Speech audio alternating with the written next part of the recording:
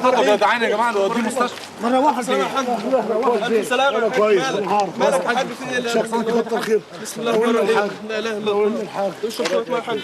الحمد لله. ألف سلامة ألف سلامة. الحمد لله. ألف سلامة يا حاج. الله الحمد يسلمك. لله الحمد لله بخير. شكر قدر ولطف. نوصلك يا حاج. الحمد لله. بجد والله. توكل على الله. الله يسلمك. ألف سلامة يا حاج. شكرين سلام أوي. شكرين ألف أوي. سلامة يا حاج. شكرين. الحمد لله. قدر ولطف. شوي ابني.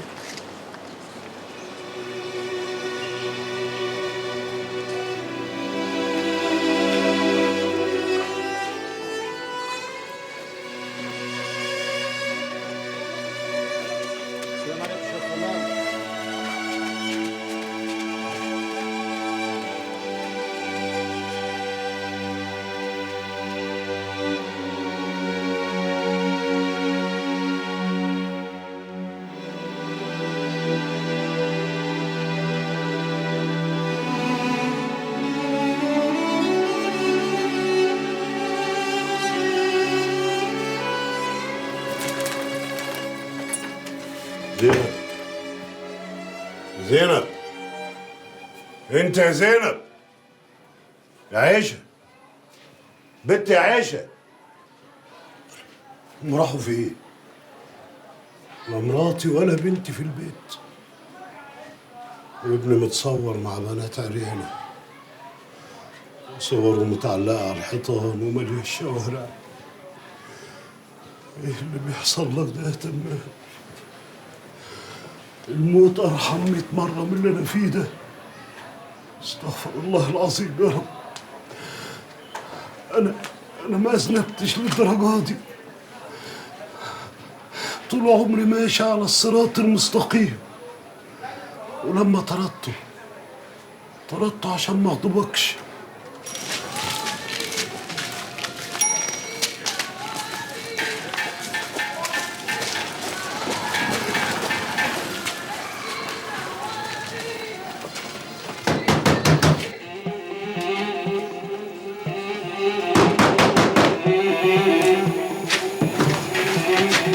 ولا جمال انا قلت انك هنا يا ابن الكلب يا صايع ولا جمال ولا بيتا ايه؟ بس سعيد شاربين ايه يالا شاربين ايه ده انتوا بتضربوا حقن ايه يا سعيد؟ ما حصلش. ما حصلش ما ده ايه يالا انت يالا يخرب بيوتكم ايه ده كله انتوا بتموتوا نفسكم يا ابني استاذ سعيد سيبه ينام شويه وعدي عليه هيكون سيبوا نايم ايه انتوا شاربين ايه يالا شاربين ايه ولا حاجه. حتى اسال جمال اهو. اسال جمال ايه هو بيتحرك وانا جمال قسما بالله العظيم لو ما قلت لي شاربين ايه لا اسلمكم في الاسم يضربوا فيكم لغايه ما يبان لكم صح انتوا يالا شاربين ايه دي طلق. طل شيشه دي بتنام شويه وبعد كده ما فيهاش حاجه. حقن طل يا شمامين يا لمم ايه في يا سعيد؟ حاجه يا بركه الواد جمال ابني ما بينطقش هيضيع مني ولا كمان ايه ده؟ ولا حاجه يا بركه حاجه على مهلكم يا شباب دخلوه على جوه على جوه ما توديه المستشفى اصلا. مفيش داعي يا بركه دي دوخه بسيطه على مهلك يا حبيبي نايموا على السرير بالراحه بالراحه بالراحه بالراحه بالراحه يا ابني متشكرين يا شباب الف شكر ربنا يخليك يا حبيبي الف سلام ايه يا اسطى ماله الولد؟ هو في ايه يا اسطى؟ الواد ماله؟ الواد بيضرب حقن يا أعوذ بالله يا ساتر يا رب. ده الجيل بيطلع شمال ده ولا ايه؟ مش حقن بودره يا بلبل امال ايه؟ حاجه بركه اسمها طلق حقن الطلق بقت كيف كيف ايه بس ما تقولش كيف هتخلي الكيف يزعل منك. دي العيال البودرجيه اللي مش لاقيين بياخدوها حقن الطلق بتاعت الولاده اللي بتحمل طلق النسوان. اعمل ايه يا بركه الواد بيضيع مني شد عليه شويه يا اسطى انت مدلعه قوي. خايف اشد عليها بركه يسيبني ويطفش ده دماغه جزمه قديمه ويعملها بقول لك ايه جوزه. اجوزه ايه اذا كنت انا مش متجوز ايوه هيتلهي يا اسطى صدقني خصوصي لو كانت بنت صغيره كده وحلوه هتلهيه وهي بالمره تخدمكم بدل ما انتوا قاعدين لوحديكم. تفتكر كده اسمع الكلام بس جرب مش هتخسر حاجه. الشباب الايام دي عايز يتستر صدقني. بنات الزمن ده ارحم بكتير. ده لو كان بنت كنت قطعته بسناني وهو برضه مش هرحمه بس لما يفوق. طب انا هستناك في الورشه. يلا يا بلبل نشرب حجرين. يلا الهم ده. بقول لك ايه، الواد ده تحبسه 3 4 ايام، البتاع ده ينشف في جسمه واقعد معاه، وان كبر ابنك زمله. ماشي يا دكتور بلبل، ماشي. ماشي يا سناء، هدي عليا زي ما انت عايز يا سناء، اهو دعاكي بيتحقق. لا حول ولا قوة الا بالله. السلام عليكم. ما انا بقيت طرطور في البيت، طرطور، لمبه محروقه معلقينها زينه، ماشيين على حل شعركم انت وبنتك. كنت فين يا هانم لغايه دلوقتي؟ كنتوا فين؟ يا اخويا احنا كنا في السوق بنشتري خضار عشان تيجي البنت تلاقي لقمه تاكلها. سوق ايه ولقمه ايه؟ ليكوا عين تفكروا في الاكل؟ ما خلاص البيت بقى سايب، ما عادش فيه راجل يحكمه. خش جوه يا عيشه.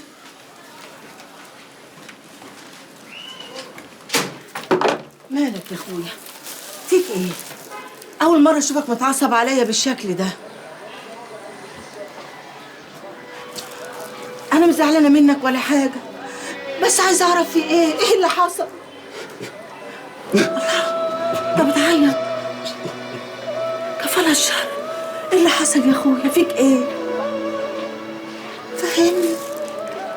ابنك متصور مع بنات عريانه، ابني؟ وصوره متعلقه على الحيطان في الشوارع. شوي؟ وقطعت سيرته. خلاص يا زينب، ما بقاش شوقي اللي كان لحمه حمرا وما بينامش الا بينا انا وانتي. ما بقاش شوقي، مش هو ده اللي انا شفته في الصورة. صورة ايه دي؟ اعلانات الشريط الجديد بتاع المطرب اللي صوته حلو، اللي كان بيدن في الجامع بتاع الحارة، والناس كلها تقول الله اكبر ما شاء الله، ابن الاستاذ تمام صوته حلو. يا اخويا ما تشيلش في نفسك كده، اللي بيشيل قربة مخرومة بتخر على دماغه. وهي خرت على دماغه ودماغ ابوه. انا مش عارف اوري وشي للناس ازاي، ده انا جاي واخد الحارة كلها جري. يكون حد من اهل الحارة شاف الصورة. اعمل ايه يا زينب؟ قولي لي اعمل ايه؟ يا اخويا العمل عمل ربنا، ما تشيلش في نفسك قوي كده واهدى شوية. خلينا كده نفكر في كل حاجة بالراحة. راحة؟ هتيجي منين الراحة؟ خلاص ما عادش فيه راحة. اروح اصلي بالناس ازاي؟ اقول لهم ايه؟ اديهم درس في التربية والدين وانا ما عرفتش اربي، ما عرفتش اربي. استغفر الله العظيم ولا حول ولا قوة الا بالله.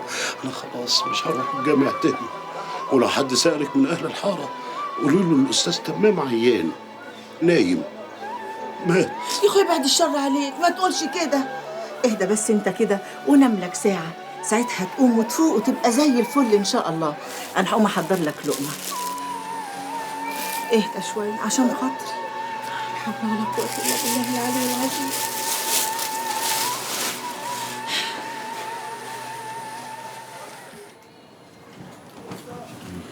اتفضلوا يا ولاد، بسم الله. اللي على طاري الاولاد، وين الاولاد ما ياكلوا معانا؟ اولاد مين؟ ولو في اولاد هنعرف ناكل لقمه؟ معلش يا استاذ، احنا متعودين ناكل على الارض. واحنا بالكويت كلنا ناكل على الارض، ولا في احلى من الارض منها واليها يا سعاد. على رايك يا استاذ. والله فكرتني بالمرحوم يا ولاد. يا لما ما تصلي على النبي بقى. اللهم صل عليه الصلاه والسلام. خلاص انا سكت اهو يا بيت، كله بقى. ادخل على اللحمه كل. دي لحمه انا اللي جايبها بنفسي من عند الجزار، لحمه ولا كلمه. قول. قول لي يا استاذ. ايوه. انت يا اخويا عندك كم عيل؟ انا عندي ولد وبنت من زوجتي الاولانيه. ماشي. وولدين من زوجتي الثانيه. وثلاثه من زوجتي الثالثه. لهوي. متجوز كم واحده؟ لا هذا اول، الحين انا متزوج بس واحده، يعني الباقي مو على ذمتي، على ذمتي زوجه واحده بس. يا اخويا ده انتوا بتتجوزوا كتير قوي.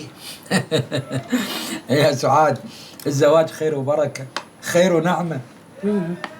وانت ياما لما ابويا فكر بس يتجوز عليك واحده انت هتذبحيه. ما انا نجدتك يا منكوس، لو كان خلف منها دلوقتي مش كان العيال وقعوا في قرابيزك وبتصرف عليهم، وانت يا اخويا مش لاقي اللي يصرف عليك. ما خلاص بقى يا اما عندنا ضيوف.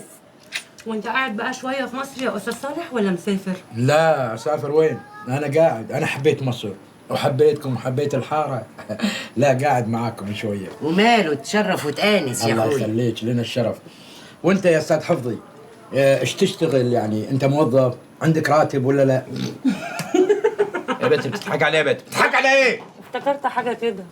رد على استاذ صالح، بقول لك بتشتغل يا استاذ حفظي. بيشتغل مهندس. ماشي يا سعاد لما الراجل بس يمشي. زين قول لي سعاد ايش فيها؟ ليش تضحك؟ تاخدش بالك يا اخويا، هي اصل كده في الشتاء عايمه على طول. يا بنت تعالي كملي اكلك يا بنت. بس الايدي ياما اكلت الحمد لله. وانت يا اخويا ما بتاكلش ليه؟ مكسوف ولا ايه؟ لا الحمد لله، لاني مكسوف ولا غيره، بالعكس انا حاسس اني ببيتي. يا حفظي ايه ده الواد بلال عايز ايه؟ بيتك ها؟ تعالي ياما عايز. يا خدها يا صاحبي. اسود، خدت الفرخه ورايح على فين يا واد؟ هنا يا واد، واخد الفرخه ورايح على فين؟ بقول لك ايه، قول الراجل ده يقطع رجله على الحته شويه بدل ما اقطعها له. انت يا اخويا خف ايدك وهات. اوعى على الراجل قاعد أعوذ بالله. شفتك القرف. كل يا اخويا الف هنا وشفا. الحمد لله الحمد لله. اتفضل يا استاذ، اتفضل يا ستي. اوعي. وليش تعب روحك؟ انا اروح الحمام اغسل ايدي. اصل الحمام يا اخويا مشغول شويه يعني مقلوب، فبروح اجيب لك فوطه واجيلك. الله، من زمان ما قعدت القعده هذه، ومن زمان ما غسلت ايدي بالطريقه هذه. انتوا رجعتوني 25 30 سنه ورا. امي طول عمرها تعمل كده لابويا الله يرحمه، الله يرحمه. وكنت بقعد اتفرج عليهم. انتوا ناس طيبين والحاره كلهم طيبين. شكرا. محدش بيسال علينا من بعد ابويا غيرك. وانا من اليوم رايح بسأل عليكم على طول ان شاء الله. انتوا ناس طيبين تستاهلون كل خير. لسه بتصب الميه؟ خلصت يعني. بتنشف. شكرا. الله يجعلها دايما ان شاء الله، سفره دايمه. ومستعجل ليه يا اخويا؟ لسه الشاي، يلا يا بنت عليه على الشاي. لا لا لا لا لا, لا تعالي، انا ما ابي شاي، ان شاء الله مره ثانيه عاد اجيكم. تروحون معي بالسياره، نتفسح، نروح مكانات جميله، ناكل لقمه برا، ايش رايكم؟ يا ريت. بس يا بنت ان شاء الله يا اخويا. يلا مع السلامه. الله يسلمك. مع اتفضل السلامة. يا اخويا بالسلامه. مع السلامه. مع الف سلامه. الله يسلمك. شرفت وانست. الله يخليك. مع السلامه. بسلامه الله. الله يسلمك. مع الف سلامه. يا بنت جايب لنا ايه؟ ايه ده؟ ما تشوفي حاجه تانية يا امي. شوفي ده ايه؟ ده ايه؟ مكتوب فيها ايه؟ دي مكتوب عليها سعاد. بجد؟ ده بنت ايه؟ شوفي تليفون يا امي. تليفون حلو قوي. ده ايه يا اخويا ربنا الرقم؟ الله، تليفون حلو قوي يا امي. ثانية واحدة ما اشوف ده ايه؟ يا ما شوف جايب الحفظ. مالكيش دعوة بحفظي خالص، لو جه هيجيبك من شعري. سامعة ولا لا؟ اسألي يا بنتي، شفتي بسم الله ما شاء الله الله اكبر. ايه الحلاوة دي؟ يا خرابي. حلوة يا بنت عليا. قوي يا امي. بجد حلوة. ياه، وريني يا بنت. حلوة؟ قوي. هروح اقيسها يا بنتي.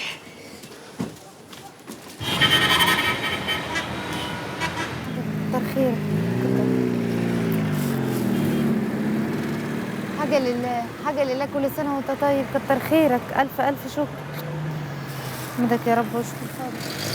حاجة لله يا سعادتي، حاجة لله يا سعادة البيت. ربنا يخليك يا رب، ربنا يخليك. الحمد لله يا رب، الحمد لله. كل سنة وانت طيب. حاجة لله حاجة لله والنبي، أنا بشقى على يتامى. كل سنة وانت طيب يا سعادة الباشا. أي حاجة لله، أي حاجة. ربنا يكرمك ويستر طريقك يا رب. ربنا يخليك يا سعادة الباشا. كل سنة وانت طيب. ربنا يستر طريقك وانت ماشي. كل سنة وانت طيب. الحمد لله. الحمد لله.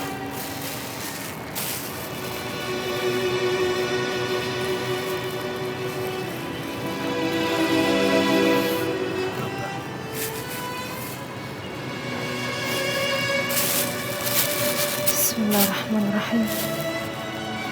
يا من انت كريم يا رب، يا من انت كريم يا رب، يا من انت كريم يا رب. انت الفكه بقى حلوين حلوين.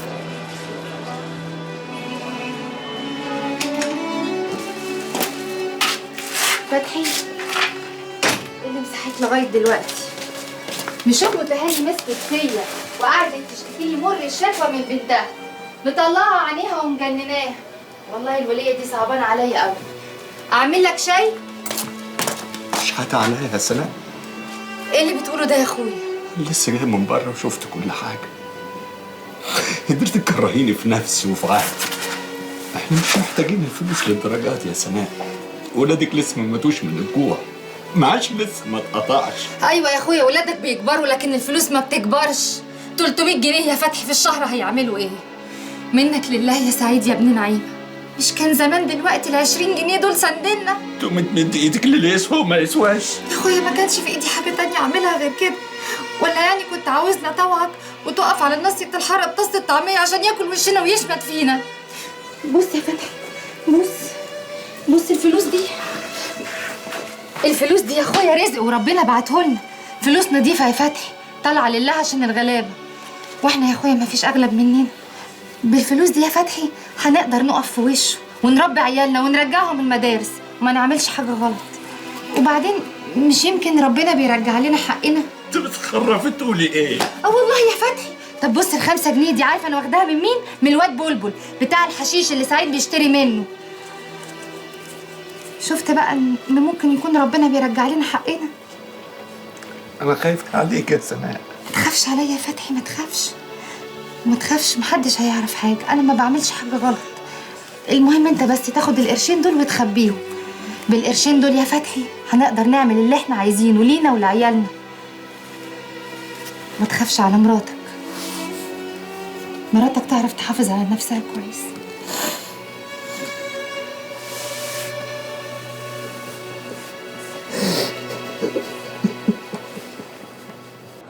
يا بنت ما تعمليش في نفسك كده لا تروحي فيها. اروح يا خالتي ما اروح. وانا هروح فين يعني؟ ما انا هروح عند اللي خلقني ارحم الدنيا دي باللي فيها بقى. انت جبتي القطن بكام؟ قطع القطن على اللي جابته خلاص راح لحاله ما تفكرنيش بقى. يا بنت جبتيه بكام يا حزينه؟ يوه يا خالتي ما تقلبيش عليا المواجع بقى انا مش قادره. يا بنت انا بسألك عشان اصلا انا كنت شرط عليكي قطن سكيرتو. لا خلاص هاتي اي قطن باي تمن وخلاص. اهو ده اللي انا كنت قادره عليه اي قطن وخلاص. طب خلاص يا حبيبتي هي مرتبه ومخدتين والواد عبد الله ما تعمليش حسابه ينام عليها لحد ربنا ما يفرجها. انت بتتكلمي جد يا خالتي؟ الله ايوه هي مرتبه واحده ومخدتين ويلا بقى يلا سطري العيال حمضوا ريحتهم فاحت. ربي يخليك. خدي يا اختي ربي يخليك. لا والنبي ما انت حالفه عليا. لا والله والنبي ما تحلفي عليا. لا يا خالتي لا بقى والله ما واخده حاجه بس بقى. يا بت بقى بس امسكي لا روحي سوق الجمعه هاتي مرتبه من هناك بلا فشخره. هما بس كيسين كده وبتاع حاجات جديده كده وخلاص. تصدقي والله العظيم كنت عايزه اقول لك كده بس كسفت. ربي يخليك ان شاء الله ما تحرم منك ان شاء الله ما تحرم منك يا خالتي في حق جاه النبي يا رب. النبي يا اختي انا عايزاكي بس تدعي لي الدعوه المظبوطه بقى. قولي يا رب نولها حجه السنه دي يا رب. يا اختي بس كده ده انا ادعي لك من هنا لبكره. الهي بحق جاه النبي حبيبك المصطفى يا رب خالتي نفيسه تطلع تحج السنه دي وترجع لي بالف سلامه وتدعي لي كده قدام بابك بحق جاه النبي يا رب. يا رب اقبل منها اسمع منها يا رب.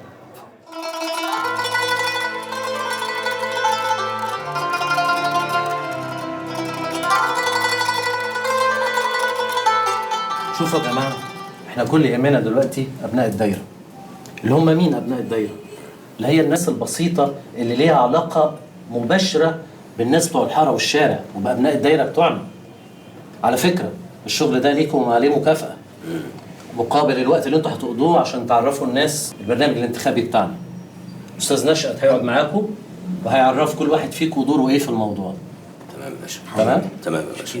حاضر. الله يخليك يا باشا. شكرا. بس انا دوري قبل دوره عشان انا يعني تملي بتكلم قبله وببقى فاهم حاجات كتير. بعدين الكلام ماشي يا باشا. هو قبل كده بس مفيش مشكله. شكرين يا باشا. نشأت تبقى بلغني باخر الاوضاع. حاضر يا فندم. ماشي يا ريس.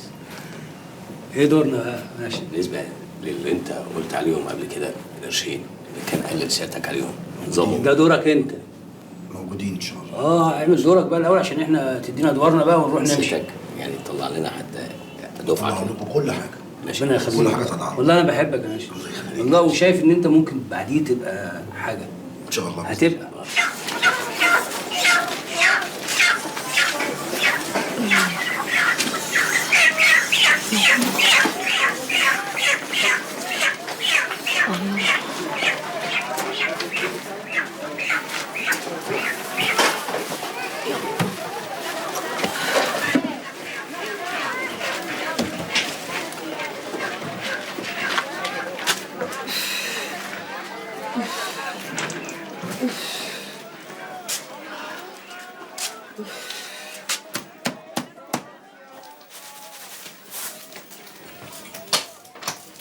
ست يما.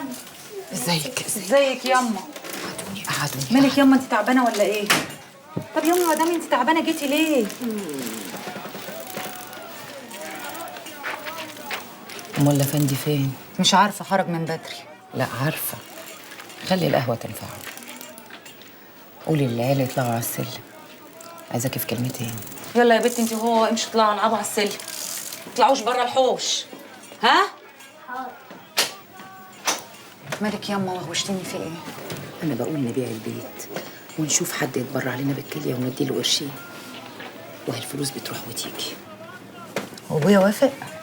ابوكي هيوافق لو سمع منك انك موافقه. هو دايما بيقول البيت ده ورث العيال.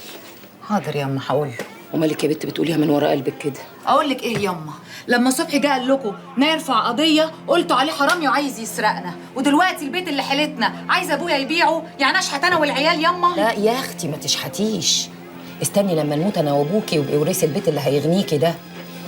ده بدل ما تقول اتبرع لامي بكليتي. ياما مش انا قلت لك اتبرع لك بالكليه وانت اللي رفضتي، اعمل لك ايه يعني؟ انت قلتيها مره واحده ما تنيتيهاش، وقلتيها من ورا قلبك. على العموم انا مش محتاجه لحد، ربنا يا اختي يخلي لي جوزي فوتك بعافيه. استني ياما ياما.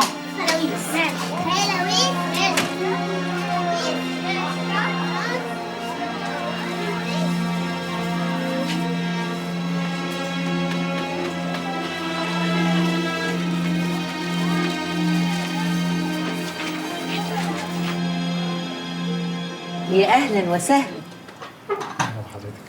خالد زميل صفاء طالب ايدها. يا اهلا وسهلا، ده انت شرفتنا. الله يخليك. وانت بقى زميل صفاء في الكليه؟ ايوه في اخر سنه ان شاء الله. اتفضل الشاي. شكرا. لا مؤاخذة بقى، انت بتشتغل ولا ابوك بيصرف عليك؟ والدي راجل على المعاش والمعاش يا دوب بيكفينا، وساعات يعني اشتغل في الصيف اجيب قرشين يعني يسندوا برضه. وانت بقى عندك شقه؟ انت عارف الجواز شقه. حضرتك شويه الايجار الجديد في كل مكان. ايجار جديد؟ وانت شايف ان واحد في ظروفك كده ينفع يتجوز؟ حضرتك دي ظروف كل الشباب اللي في بلدنا. وصفاء عارفه ظروفك دي؟ ايوه عارفاها طبعا. يعني بتتقبل؟ ادي الهانم اللي انا سمحت لها تدخل الكليه، ادي اللي انا كنت عامل حساب. اهدى يا اخويا، الراجل في بيتنا عيب كده. راجل مين؟ انا مش شايف رجاله. هو ده لو راجل عنده نخوه يجي لي البيت ويقول لي اللي بيعمل اختي. انا مش فاهم انا غلطان في ايه؟ انت هتستعمل ايه انا؟ اهدى يعني عايز تفهمني انك عمرك ما شفتها ولا خرجت معاها؟ وانا لو عمري ما شفتها اتجوزها ليه؟ ايوه شفتها. وبعدين انت عايز تفهمني ان احنا في سنه 2010 ان في واحد راح يتجوز واحده عمره ما شافها؟ يا حلاوتك يا ابو 2010، انت جاي تعلمنا التربيه في بيتنا انا؟ يا استاذ اختك في كليه مشتركه وليها زمايل واصحاب بقالها اكتر من 4 سنين. زمايل جوه الكليه، فهمني يا مفتح، مش بره الكليه. ومين قال لك ان انا شفتها بره الكليه؟ تحلف على المصحف؟ تحلف؟ مش هحلف ومش عاوز اتجوز. هو اللي بيتحقق معايا في قضيه ولا ايه؟ على فكره انت هتكون السبب في عقدتك. بقول لك يالا ورحمه ابويا لولا وقفه امي لكنت ضربك بالنار. استنى يا ابني، الراجل ده في بيتنا. انت بتقول ايه برضه راجل يا اما؟ استنى يا اخويا. استنى ايه حضرتك؟ واضح ان اخويا محتاجه جنبه في البيت. خليها اخيرا جنبك، خليها. خد بقى يا عم الترشاني، خد اقول لك يالا. كده يا صلاح يا ابني، حرام عليك حرام عليك. طب الواد بيقفل الباب ازاي؟ اهدى حرام عليك بقى. صفاء بنت يا صفاء، احلف لك على مصحف اني عمري ما قابلت. اخلصي. انت كمان هتحلفي كده؟ كلمه واحده قدام امك لو عرفت العربي تكلمي الواد ده احرق لك عرب، ولو عرفت ان انت بتشوفيه هيكون اخرهم في عمرك. بس بقى انت فاهمه؟ بس فاهمه يا بنت؟ حاضر، ابعد بقى حرام عليك.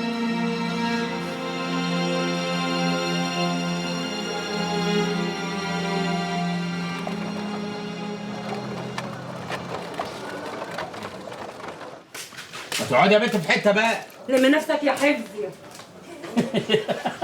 شفت لما قال لك استاذ حفظي؟ وقال ايه؟ انا قعدت ادور في المكان كله لا يكون في واحد اسمه الاستاذ حفظي. بس الراجل ده لو نجح هنعيش برنسان. غصب عن التخين هينجح. بقول لك ايه انا، احنا عاوزين شويه عيال حمل كده نربطهم معانا في المصلحه دي. يحضروا. بقول لك ايه يا حفظي، ما تفتح الكتاب بتاع الراجل ده اهو نعرف حاجه برضه. شكله جامد قوي يا عم اقرا، انت بتتفرج على الصور. هو الكلام كتير يا عم. قول المختصر المفيد يا حمار. يعني عاوز ايه الراجل ده؟ بينتخب نفسه ليه؟ هيعمل ايه؟ هيخدم الناس ازاي؟ انت جايبه معاك تعليم. خد اقرا انت، خد. وريني اهو. بص شوف كاتب ايه. الاهداف العامه: 1. رفع المعاناه عن طبقات الشعب الكادحه. الكادحه دي اللي هم احنا، انا وانت يعني، فاهم؟ كدحة ايه يا عم؟ ده احنا اللي بناخد الفلوس من الكادحين. نبقى احنا جدعين. اهو كله كلام في كلام. بص احنا نقفش الفلوس وشكرا. شكرا يا معلم. ساتر يا واد انفس يا واد، شلني. مش كفايه رحت جبتهم لوحدي كده في القرف. بس اوعي. يلا الواد زمانه جاي عشان ياخدهم، وانت قاعدني كده قاعدني فسوخه. يا ساتر يا رب. حرام عليك يا لهوي، ضيعتني مجهودي يخرب بيتك. نزلت عليا تمن؟ ايوه يا بابا.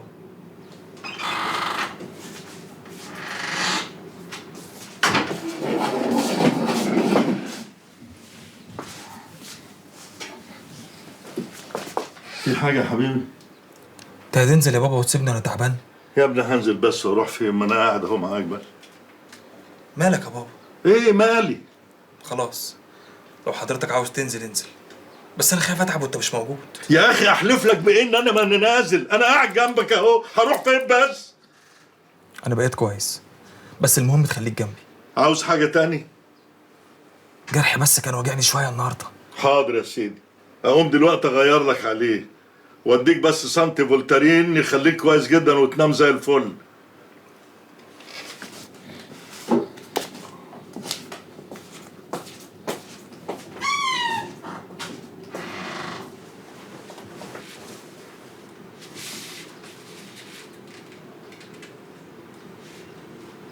الو.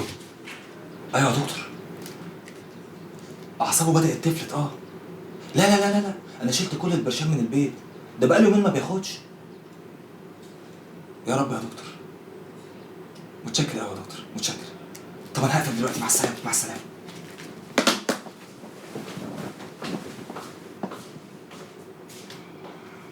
حلوه وزي القمر بس ملهاش بخت. ما انت عارفه دماغها ناشفه وياما رفضت عرسان. انت هتقولي لي على ايدي يا اختي. بعدين يا اختي البت اللي عندكم دي ما شفتهاش قبل كده هنا. انت مش فاكراها؟ لا، دي البت اللي لقيتها ليلى من 9 سنين ووديتها الملجأ. البت اللي قلت لي عليها من زمان. يوه شوفوا السنين جريت ازاي. شايفه ازاي؟ ليلى روحها فيها، ولولا كلام الناس والحته كانت سابتها معانا هنا وربناها. كده احسن، ما تجيبوش نفسكم الكلام. والبت دي ابوها وامها رموها، ما بيسالوش عنها خالص. هي اللي بترمي ضناها وهي لحمه حمراء، بتفكر فيها تاني. والمصيبه ان ليلى خايفه للبت تعرف كل حاجه، ومفهماها ان ابوها مسافر وبتبعت له جوابات. والبت لا حول ولا قوه، لا ليها اب ولا ام.